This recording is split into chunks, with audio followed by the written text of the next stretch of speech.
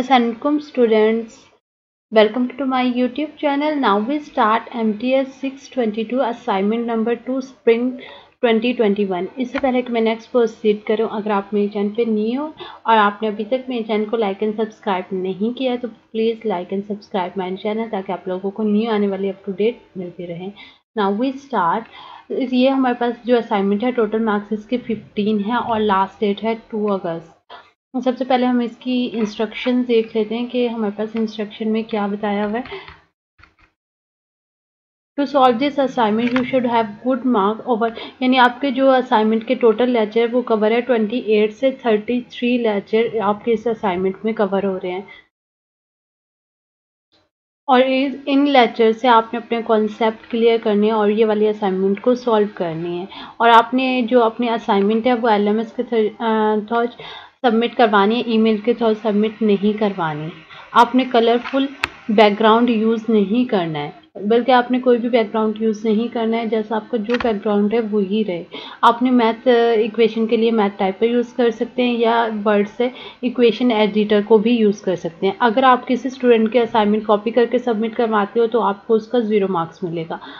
और आप मतलब अवॉइड किया करें इस चीज़ से कि आप दूसरे स्टूडेंट की असाइनमेंट सबमिट ना करवाएं। और आपकी जो असाइनमेंट फ़ाइल होनी चाहिए वो वर्ड फॉर्मेट में होनी चाहिए और किसी और फॉर्मेट में नहीं होनी चाहिए, PDF या पिकी फॉर्म में नहीं होनी चाहिए। अब देखते हैं हम इसका क्वेश्चन नंबर 1। ये है हमारे पास क्वेश्चन नंबर 1 जो कि टोटल 8 मार्क्स का हमारे पास क्वेश्चन है। If the average distance between the earth centre and the moon centre, अगर हमारे पास एवरेज डिस्टेंस अर्थ सेंटर का और मून सेंटर का इज दिस 3.84 मल्टीप्लाई 10⁸ m, ये है सपोज। तो हमने सपोज कर लिया कि हमारे पास 598 cross multiply 10⁻24 kg this m being the mass and means radius of the अर्थ। तो ये हमारे पास क्या है, ये मास है और radius of the earth and moon है रिस्पेक्टिवली। देन फाइंड क्या करना है, find the position of the centre of the mass of the earth, यानी हमने पोजीशन फाइंड करनी है centre of mass of the earth moon system से। और सेकंड में centre of the mass lie within the earth और not, और हमने ये बताना है कि ये जो हमारे पास लाई करता है अर्थ इसमें लाई करता है या नहीं करता है, कि centre of mass lie within earth के अंदर लाई करता है या नहीं करता है। तो हमने इसे किस तरह से सॉल्व करना देख लेते हैं। सबसे पहले हमने यहाँ पे पार्ट 1 को सॉल्व करना है। Find the position of the centre of the mass of the earth and the moon system.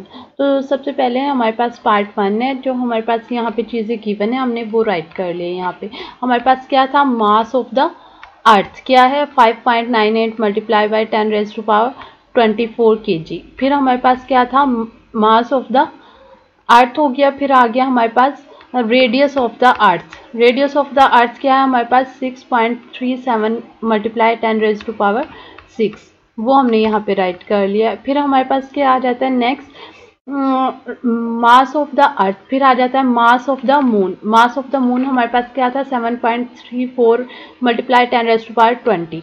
और फिर हमारे पास क्या आ गया, radius of the moon 1.74 multiply by 10⁻6। यानी सबसे पहले हमने वो चीज़ें यहाँ पे राइट कर ली हैं जो कि हमें गिवन थी क्वेश्चन में। और हमने फाइंड क्या करना है, find the position of centre of mass. Position centre of mass find करना है, जिसे हमने C से यहाँ पे रिप्रेजेंट किया है।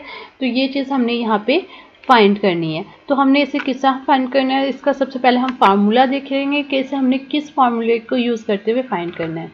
तो इसका हमारे पास जो फार्मूला है वो हमारे पास है यहाँ पे C is equal to ME, mass of the earth radius of the earth plus mass of the moon and radius of the moon divided by mass of the earth plus mass of the moon.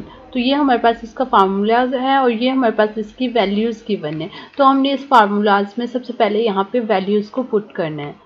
ये देखिए next step में हमने यहाँ पे values put की। यहाँ पे ME की फर्स्ट वैल्यू ये राइट की, फिर RE की वैल्यू राइट की, MM की राइट की, और ये हमने सारी वैल्यूज़ इस फार्मूले में पुट कर दिए यहाँ पे। फिर हमने इसे कैलकुलेटर पे कैलकुलेट करना है। कैलकुलेटर पे कैलकुलेट करते हुए आपने ब्रैकेट्स का ख्याल रखना है। आपने एज इट इज़ जैसे यहाँ पर ब्रैकेट्स हैं, ब्रैकेट का यूज़ करते हुए इन्हें आपस में मल्टीप्लाई करना है।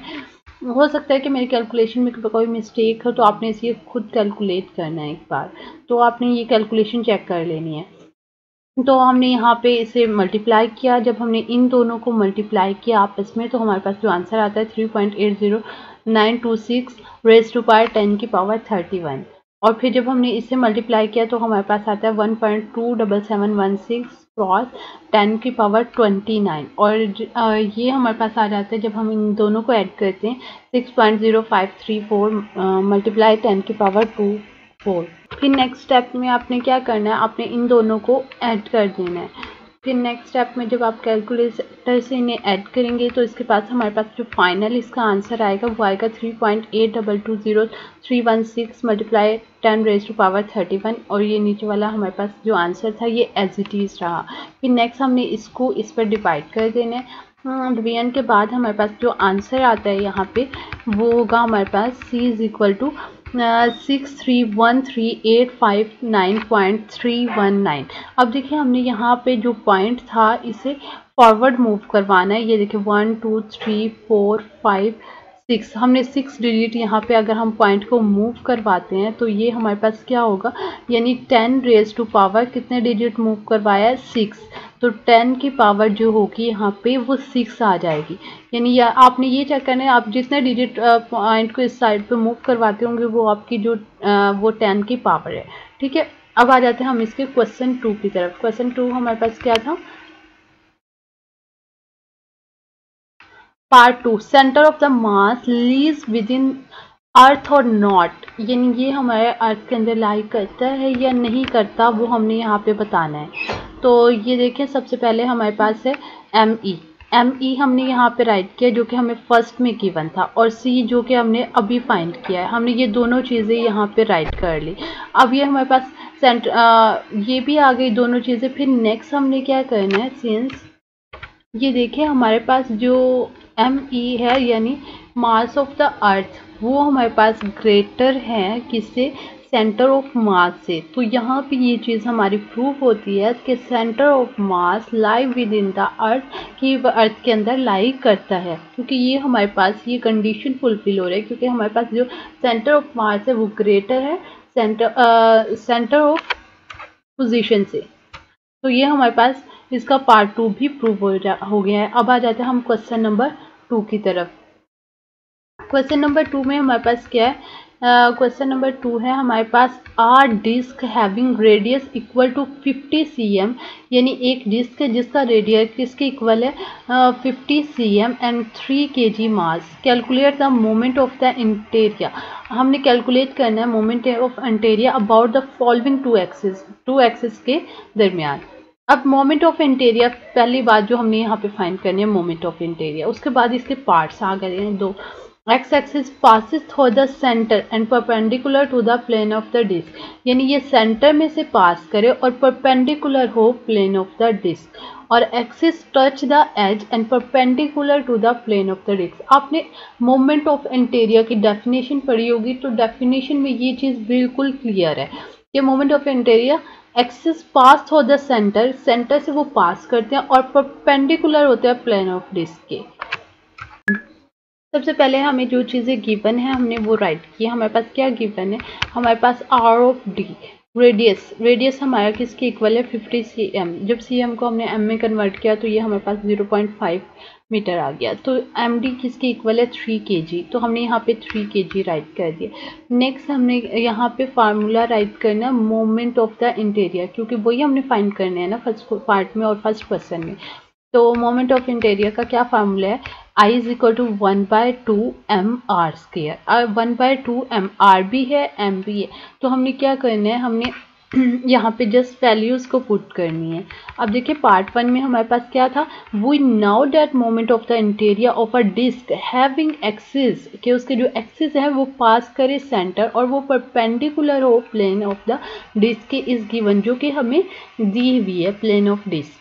यानी अब ये तो हमारे पास इसके एग्जैक्ट डेफिनेशन आ गई मोमेंट ऑफ द इंटीरियर। अब हमने जस्ट क्या करना है, हमें फार्मूलेज के अंदर अपनी वैल्यूज़ को पुट करना है। अब 1/2 m की वैल्यू हमारे पास क्या है, ऊपर चेक करें, m की वैल्यू है हमारे पास 0.5 और r की वैल्यू है 0.5 और m की है 3। तो हमने जहाँ पे r है वहाँ पे r की वैल्यू पुट की और जहाँ पे m है वहाँ पे m की वैल्यू पुट की। 1/2 हमारा एज इट इज रहा। जब हमने 0.5 का जब हम स्क्वायर लेते हैं तो हमारे पास क्या आता है 0.25। तो हमने 0.25 को नेक्स्ट स्टेप में 3 से मल्टीप्लाई कर लेना है। जब हमने इसे 3 से मल्टीप्लाई किया तो ये 0.75 हो गया और इसे हम जब 2 पे डिवाइड करेंगे तो हमारे पास जो इसका फाइनल आंसर आएगा वो 0.75 kg/m²। तो ये हमारे पास पार्ट 1 सॉल्व हो चुका है।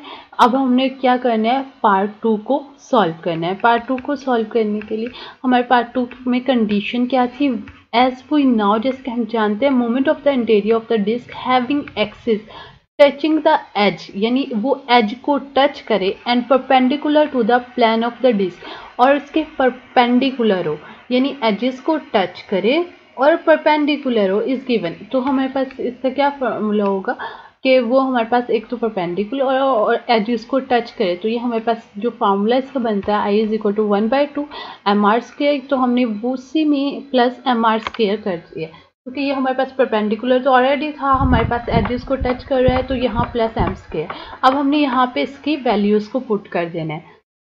अब इसकी वैल्यू हमने ऊपर अभी फाइंड किया 0.375, इसको हमने एज इट इज यहाँ पे रखा प्लस mr² की यहाँ पे हमने वैल्यू पुट कर देनी है। तो हमने इसकी वैल्यू यहाँ पे एज इट इज ये वाली रख दी। m की वैल्यू क्या थी 3r² 0.5 का हम स्क्वायर लेते हैं 0.25 और उसे हमने 3 से मल्टीप्लाई किया तो 0.75।